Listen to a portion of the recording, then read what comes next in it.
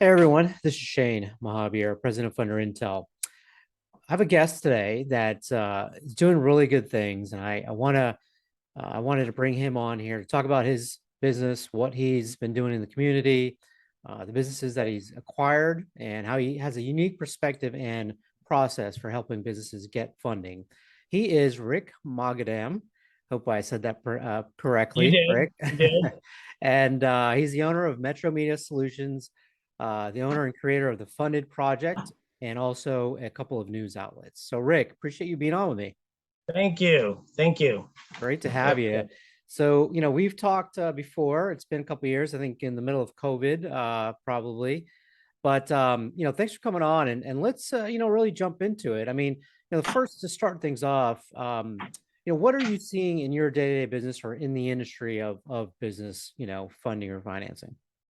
Well, the business funding space has evolved so much over the past couple of years with the way businesses are behaving with the way that they're doing with their funding. I mean, obviously, COVID changed a lot of things in the industry. So our business model has been and always and will remain more of a business development style. So it's more than just funding. We try to help them with Metro Media actually does web development, does all kinds of different videography stuff.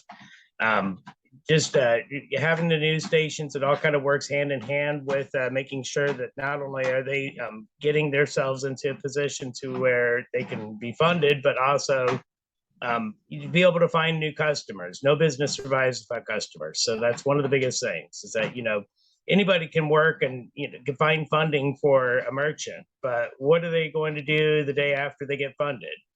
Outside of making payments, how are you going to put that down? How do you put that money to work? And that's a big deal over here. Got it, got it. So then when it's either whether or not they get funding from you, right? You still can help them with their business development, Right. even if they don't get funding from you right away. Maybe it's down the Correct. line, correct? Correct. Yep. Gotcha. Okay. All right. So you're helping these customers, these clients with the business development. So are you having those clients long term? Are they sticking around and then coming, you know, They're around long term. I mean, a lot of them are here many years. It's we keep on adding to our book of business. We have about a 94% retention rate. People just don't leave.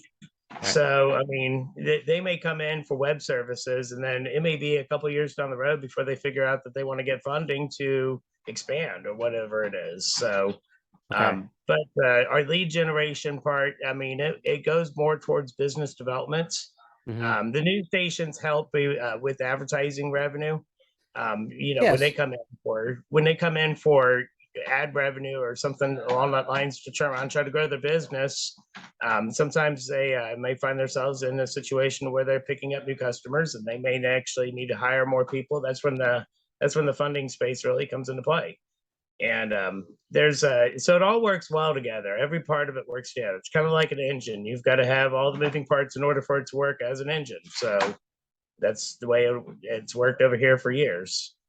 Okay. Yeah. And talk a little bit more about the lead generation now. So you're getting, from your news sites, what else are you doing within that? And how did you go about really, even acquiring or the thought to acquire the news outlet?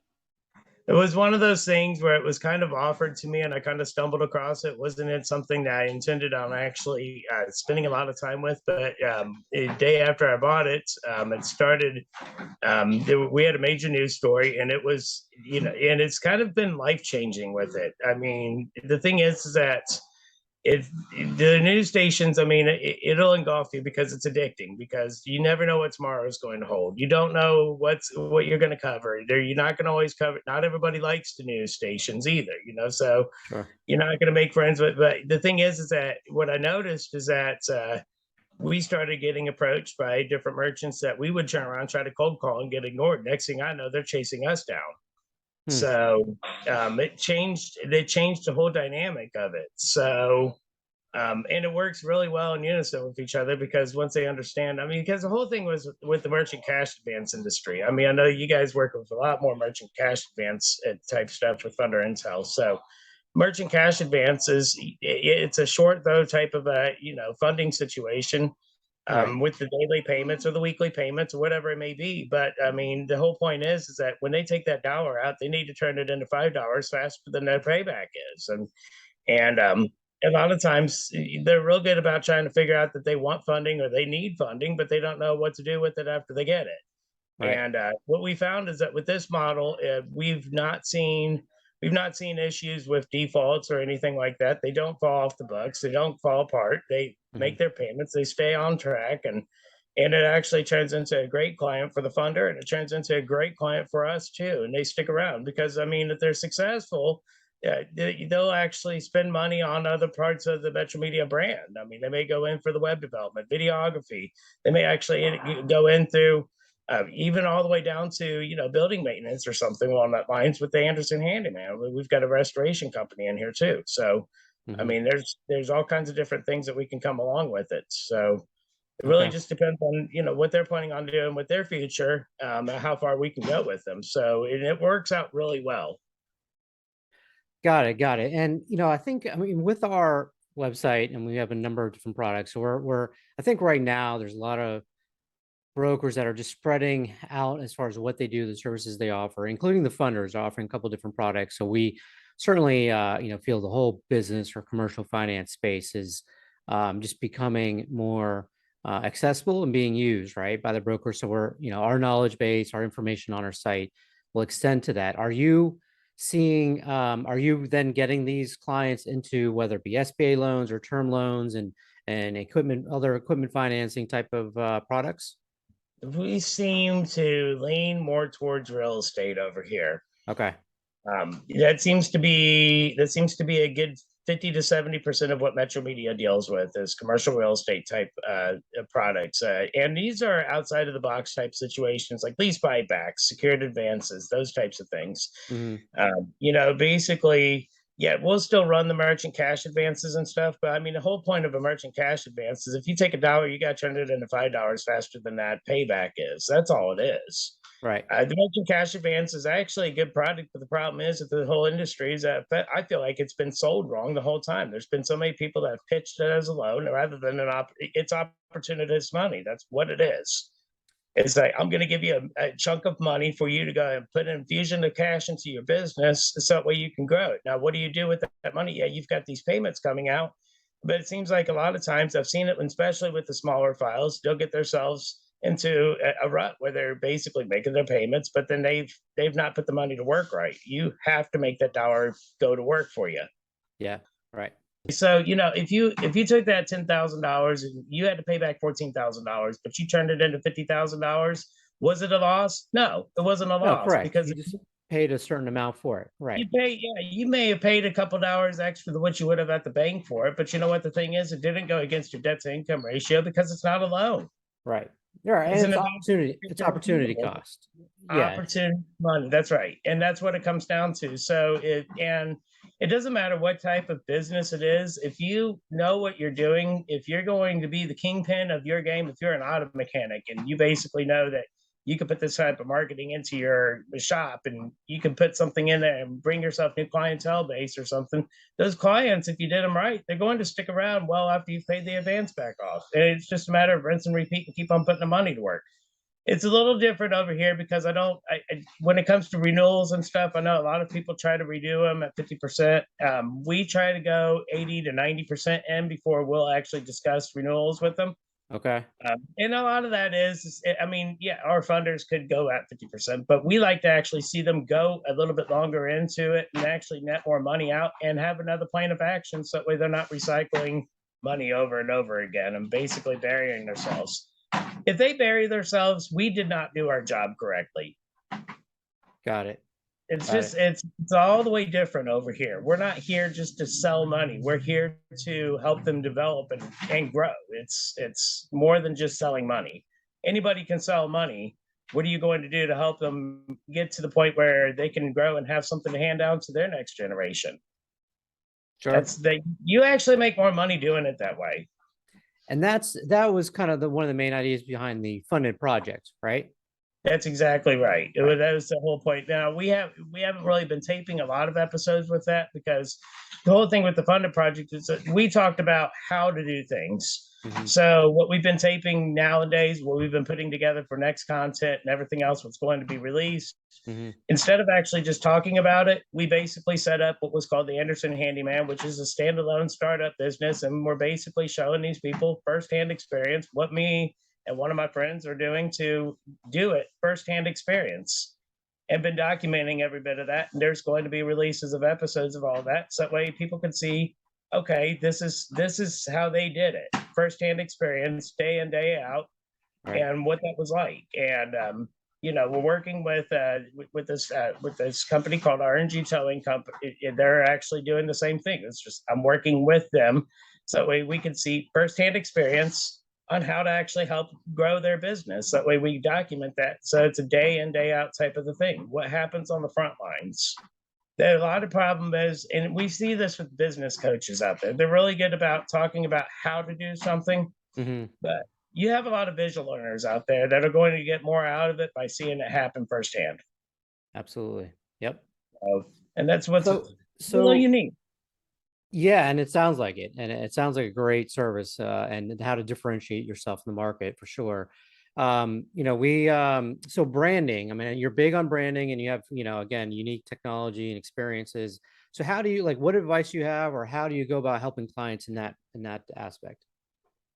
But first off, understand that you are a brand and operate like one. You have to make decisions as a brand. You have to understand. First off, stop calling it money. Call it inventory. Treat it as inventory. Make your inventory go to work for you. You say you become emotionally attached to dollars. You don't become emotionally attached to inventory. Hmm. So that's one of the first things that you can remember. The second thing is that your business is not going to have feelings. So stop making business decisions based off of your feelings. Start making them off of what's going to be beneficial to your business. Got it. 100%. Okay. All right. And so with the one of our final topics, the vision of Metro Media, we kind of touched on a little bit, but fill in kind of the rest of that. What's your vision, and how do you go about setting yourself up for the next, whatever down the line? Well, this is a network of a bunch of small businesses that basically work together and collaborate. So that way you have resources and tools available that other larger businesses would have. So it kind of gives them the advantage of, oh, okay, well, we've got a great network service for our web services. So we don't have to turn around and try to figure out optimization on a standalone. We can work with this and get in bed with the news station and be able to go ahead and get in front of new customers faster.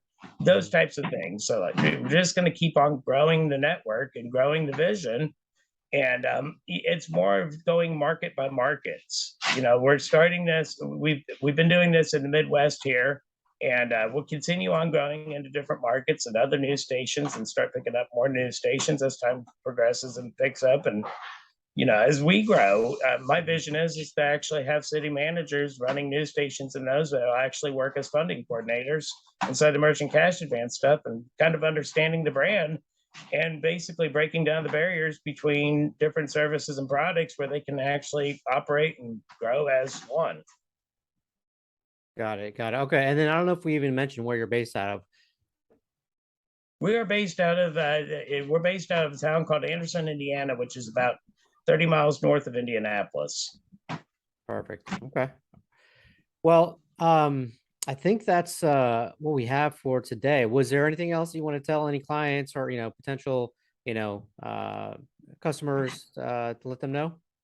Well, the thing is be careful who you do business with. The whole point is, even if you're co-brokering, even if you're working, if you're a merchant trying to find funding, or if you're a funder trying to find new people that you can work with, we haven't really picked up a lot of new funders over here because we're we're kind of a loyal brand. When we know that we're working with somebody that's not going to stab us in the back and we can work with them, that we Yep. stay with them. And the thing is that these merchants need to understand is that you can't. If it sounds too good to be true, it probably is. Okay, understand the difference between a merchant cash advance and a loan before you start filling out paperwork.